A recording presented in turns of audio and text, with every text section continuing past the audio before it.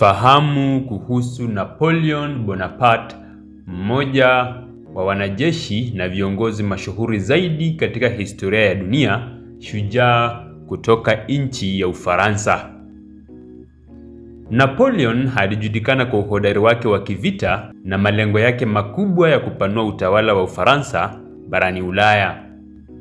Mmojawapo ya matukio muhimu sana katika historia ya uongozi wake ni vita dhidi ya Urusi mwaka 1812, vita ambavyo viligeuka kuwa mwanzo wa kuporomoka kwa himaya yake kuu na kuanguka kwake. Kwa kutafuta kuitisha Urusi kwa kutokubali kushiriki katika mzingiro wa kiuchumi dhidi ya Uingereza, Napoleon alianzisha uvamizi mkubwa aliyouita kampeni ya Urusi, ambayo hatimaye zilijaa changamoto zisizotarajiwa kama baridi kali, ukosefu wa chakula na vita vya msituni, yani guerrilla warfare.